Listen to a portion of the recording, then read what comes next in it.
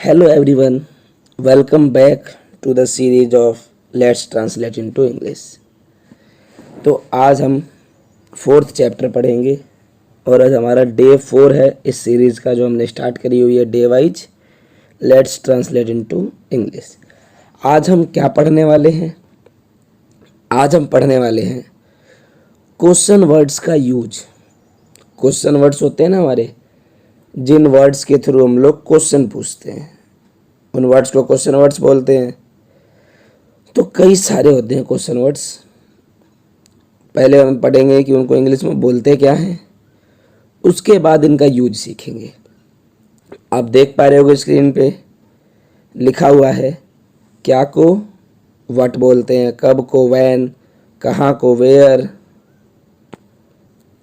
क्यों को वाई, कौन को हु, कौन सा को विच, किसे या किसको हुम, किसका हुज, कैसे हाउ, कितना या कितने लिखा हो तो देखो हाउ मैनी और हाउ मच दोनों लिखा है। ध्यान देने वाली बात है ये, आपको दिख रहा होगा कितना कितनी के लिए हाउ मैनी भी लिखा है और हाउ मच भी। तो यहाँ पे आपको ध्यान ये देना है कि अगर कितना और कितनी हम पूछ रहे हैं और कितना और कितनी जो हम पूछ रहे हैं वो अगर वो काउंटेबल है, मतलब हम पूछेंगे ना कि तुम्हारे कितने भाई हैं या तुम्हारे पास कितना पानी है, तो ये पानी भाई, पानी क्या है अनकाउंटेबल नाउन है और भाई ब्रदर क्या है काउंटेबल नाउन है। तो अगर काउंटेबल नाउन हुआ तो आप यूज करोगे हाउ मैनी का। समझ पाए आप क्या कहा मैंने कि काउंटेबल नाउन हुआ तो हाउ मैनी का यूज करेंगे, अनकाउंटेबल हुआ तो हाउ मच का। यही आपको याद रखना है इसमें। उसके बाद देखिए आप आगे इधर लिखा हुआ है किस लिए के फॉर व्हाट बोलते हैं, किसके द्वारा, बाय हुम, कितना दूर, हाउ फार, तो क्या, सो व्हाट, किसके बारे में, अबाउट हुम, किसके साथ, विद हुम, किसके लिए, फॉर हुम, कहाँ से, फ्रॉम वेयर, कब से, फ्रॉम व्हेन, ऐसा क्यों, वाई सो, कब तक, हाउ लॉन्ग। देखो मेन तो आपके ये जो इधर वाले 11 लिखे हुए हैं लेफ्ट साइड में यही क्वेश्चन वर्ड है। इनके साथ कुछ जोड़ दिया जैसे किस लिए, किसके द्वारा, कितना दूर, ये भी अलग से आपको याद रख लेना चाहिए क्योंकि ये भी काफ़ी ज़्यादा यूज होते हैं ट्रांसलेशन में। इन क्वेश्चन वर्ड्स को याद अगर आपने कर लिया तो इसके बाद हम आगे बढ़ेंगे और सीखेंगे इनका कैसे यूज करते हैं। बहुत सिंपल यूज है इसका। और दूसरा क्वेश्चन वर्ड का यूज हम हर जगह करते हैं, मोडाल्स के सेंटेंस में भी करते हैं, टेंस में भी करते हैं, वॉइस के सेंटेंस में भी करते हैं। लेकिन हम इस सेशन में आपको क्वेश्चन वर्ड का यूज जो बेसिक ट्रांसलेशन हमने अब तक जो पढ़ी है ना, अब तक जो पिछले 3 दिन में हमने जो बेसिक ट्रांसलेशन पढ़ी है उसमें क्वेश्चन वर्ड्स का यूज कैसे करेंगे ये सिखाएंगे आपको। देखते हैं आगे रूल क्या कहता है कि क्वेश्चन वर्ड अगर मान लो कि सेंटेंस में आता है तो उसकी इंग्लिश बनेगी कैसे। तो रूल ये कहता है आपका कि सबसे पहले याद रखना, यदि किसी वाक्य में क्वेश्चन वर्ड आते हैं तो सबसे पहले इंग्लिश उसी क्वेश्चन वर्ड की बनती है और उसके तुरंत बाद हेल्पिंग वर्ब लिखते हैं और फिर बचे हुए भाग की इंग्लिश बनती है। याद रहे कभी भी कोई क्वेश्चन वर्ड आया तो सबसे पहले आप क्वेश्चन वर्ड की इंग्लिश लिख दो, उसके बाद उस सेंटेंस में यूज होने वाले हेल्पिंग वर्ब की लिख दो और फिर जो बच गया उसकी इंग्लिश बना दो। जनरली ऐसा ही होता है, लेकिन कई बार क्या होता है ना कि क्वेश्चन वर्ड तुरंत बाद हेल्पिंग वर्ब नहीं आती है। कई बार होता है ऐसा, कुछ और लिखना पड़ता है, वो भी आपको बताया जाएगा। तो सबसे पहले जो सिंपल से होते हैं वो देखो कि आपको लिखा हुआ है तुम कौन हो। इसको देखो जरा आप, तुम कौन हो। इसमें आप देख पा रहे हो ये कौन क्या है आपका क्वेश्चन वर्ड। तो सबसे पहले आप इस क्वेश्चन वर्ड की इंग्लिश बना दो। तो हमने बना दी हु, क्वेश्चन वर्ड की बन गई हु। उसके बाद हेल्पिंग वर्ब क्या है इसमें, हो की इंग्लिश आर और तुम की यू। तो तुम कौन हो की इंग्लिश क्या हो गई, हु आर यू। तुम्हारे पिता क्या हैं, वही सबसे पहले क्या लिखा हुआ है तो क्वेश्चन वर्ड इसकी इंग्लिश बना दो। तो क्या की व्हाट, है कि इज, तुम्हारे पिता, यूर फादर। आपको हमने बताया था कि अगर सेंटेंस के स्टार्टिंग में क्या हो, शुरू में क्या हो, तो उसके लिए हम वर्ड से नहीं बनाते हैं क्योंकि वो आपका होता है यस नो टाइप वाला इंटरोगेटिव सेंटेंस। उसको हम स्टार्ट करते हैं हेल्पिंग वर्ब से। पर ये वाला आपका यस नो टाइप नहीं है, यहाँ पे आपका क्या शुरू में नहीं लिखा हुआ है ना, तो इसको हम व्हाट से बनाएंगे। तुम्हारे पास कब कार थी, अब इसको समझना है आपको। देखो तो आप सबसे पहले तो क्वेश्चन वर्ड कब की इंग्लिश बनाओगे, वैन बना दिया आपने। इसके बाद आप देखो यहाँ पे थी लिखा हुआ है, लेकिन आप इसकी इंग्लिश वॉज मत कर देना।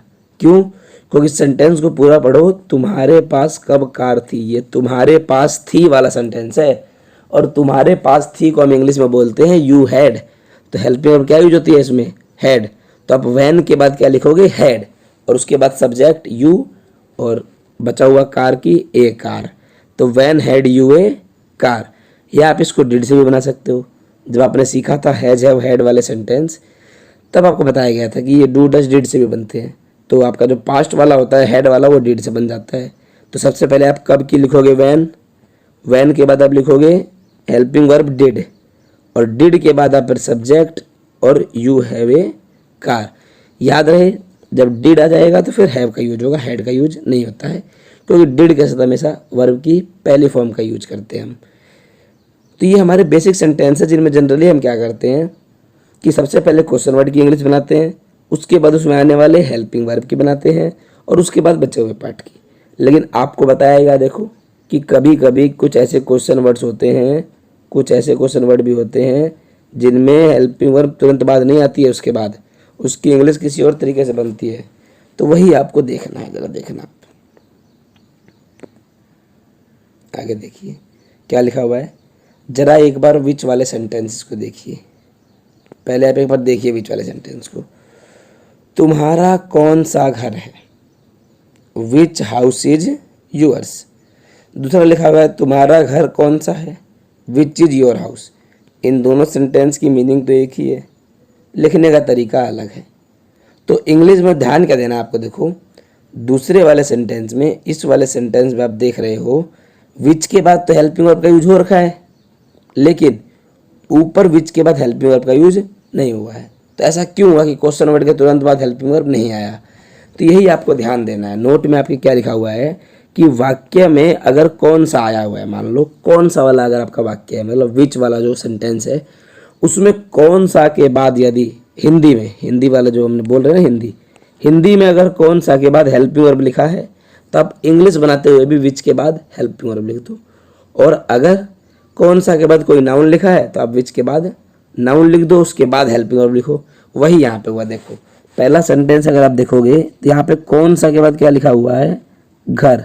तो इसीलिए इंग्लिश बनाते हुए हमने विच के बाद हाउस लिखा, और उसके बाद फिर आपका हेल्पिंग वर्ब लिख दिया इज, और फिर तुम्हारा की इंग्लिश क्या लिख दी, यूअर्स। ये भी हम पढ़ चुके हैं कि अगर हम तुम्हारा, तुम्हारी, उसका, उसकी, इसकी इंग्लिश सबसे लास्ट में बनाते हैं तो वहाँ पे हम पजेसिव एडजेक्टिव नहीं, पजेसिव प्रोनाउन लिखते हैं। तो इसीलिए तुम्हारा की हमने यूअर्स लिखी है, यूअर नहीं लिखी। अगला देखो तुम्हारा घर कौन सा है, तो अब यहाँ पे कौन सा की इंग्लिश आप बनाओगे विच, और फिर देखोगे कि कौन सा के बाद क्या लिखा हुआ है। तो आप क्या करोगे, विच के बाद इज लगा दोगे तुरंत हेल्पिंग वर्ब, और फिर तुम्हारा घर की योर हाउस। तो यही आपको करना होता है विच वाले सेंटेंस में। कौन सा के बाद अगर नाउन लिखा है तो नाउन लिख के हेल्पिंग वर्ब लिखो, और अगर कौन सा के बाद हेल्पिंग वर्ब भी लिखा हुआ है तो आप भी सेंटेंस की इंग्लिश बनाते हुए विच के बाद हेल्पिंग वर्ब का यूज करोगे। इसके बाद आगे देखिए क्या लिखा है, जरा एक बार हुज वाले सेंटेंस को देखिए। मतलब एक बार हुज वाले सेंटेंस को देखते हैं हम क्या है। तो हुज वाले सेंटेंस में पता है ध्यान क्या देना होता है। ये आपको एग्जाम्पल तो लिखे हुए हैं, पर मैं एग्जाम्पल से पहले एक बार आपको बता दूं रूल इसका क्या होता है।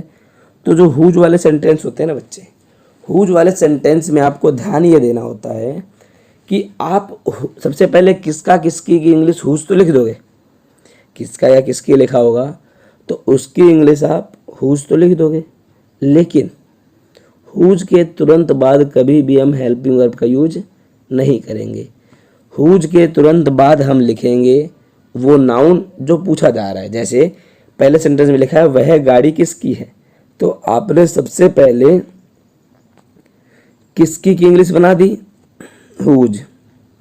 अब इसके तुरंत बाद आप हेल्पिंग वर्ब नहीं लिखोगे। देखो क्या पूछे, देखो यहाँ पे ये किसकी है, क्या पूछ रहे हैं हम, गाड़ी के बारे में पूछ रहे हैं कि गाड़ी किसकी है। तो हुज के बाद आप इस नाउन का यूज करोगे व्हीकल। उसके बाद हेल्पिंग वर्ब का इज और फिर वह है कि that, whose vehicle is that. यह गुलाब किसका है, सेम पहले आप हुज लिखोगे किसका की, और उसके बाद क्या पूछ रहे हैं हम यहाँ पे, गुलाब को पूछ रहे हैं, तो रोज इज दिस, वह लड़की किसकी बहन है, तो सबसे पहले हुज, उसके बाद पूछ रहे हैं बहन, बहन किसकी है ये पूछ रहे हैं ना, ये दिन पूछ रहे हैं वह लड़की किसकी है, जैसे यहाँ पे पूछ रहे थे गुलाब किसका है, गाड़ी किसकी है, तो आप यहाँ पे देखो पूछ क्या रहे हैं कि बहन किसकी है, ये नहीं पूछ रहे वह लड़की किसकी है। तो बहन की आएगी इंग्लिश पहले, हुज के बाद सिस्टर, उसके बाद है कि एज, और वह लड़की की डैट कर। तो हुज की इंग्लिश आप इस प्रकार से बनाते हो। आप इसके साथ हाउ मच और हाउ मैनी की भी देख लो। यहीं पे मैं आपको एग्जाम्पल दे के बताता हूँ। जैसे मैंने एक एग्जाम्पल लिखा कि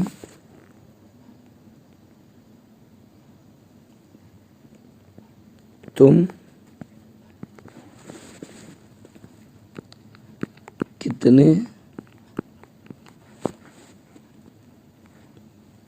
कितने भाई हो, ये लिखा मैंने, तुम कितने भाई हो। तो सबसे पहले ध्यान देना, आप इसको बनाओगे कैसे ये भी समझना जरूरी है। कितने की इंग्लिश तो चलो आप बना दोगे क्या, हाउ मैनी। हाउ मैनी क्यों बनाओगे, क्योंकि यहाँ पे बात हो रही है ब्रदर्स की, और ब्रदर्स क्या होते हैं, काउंटेबल। तो हाउ मैनी, और हाउ मैनी और हाउ मच के तुरंत बाद आप वो नाउन लिखते हो, याद रखना इसमें भी। तो हाउ मैनी के बाद लिखोगे आप ब्रदर्स, हाउ मैनी ब्रदर्स।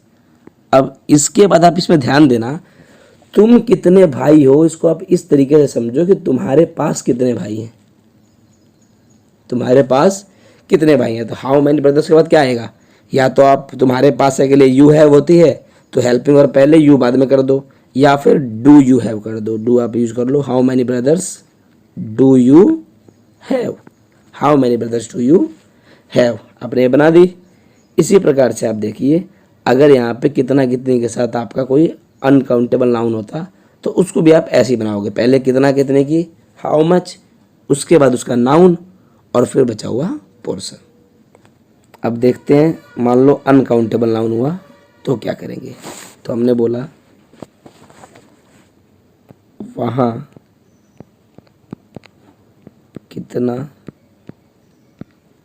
कितना पानी है, वहाँ कितना पानी है। तो कितना ही क्या होगी आपकी, पहले हाउ मच, कितना की हाउ मच, उसके बाद हेल्पिंग वर्ब से पहले क्या लिखोगे आप, वाटर।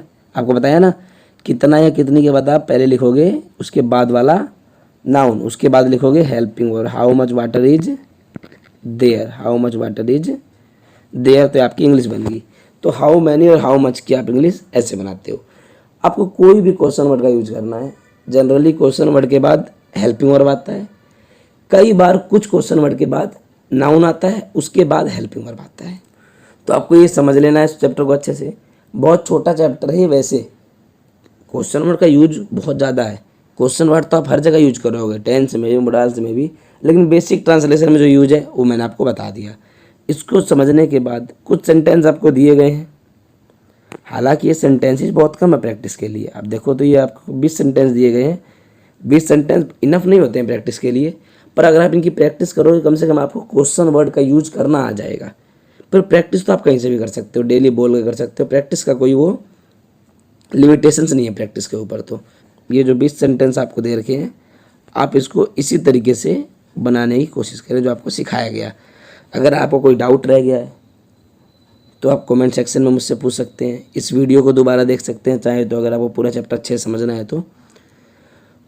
और आपको मैं बार बार एक ही बात बोलता हूँ कि अगर आप चाहें तो ये जो हम पढ़ा रहे हैं आपको, ये पूरा का पूरा मटेरियल आप ई बुक हमारी जो है इस पूरे मटेरियल की वो परचेज कर सकते हैं आप डिस्क्रिप्शन में दिए हुए लिंक से। Until then, goodbye to all and take care.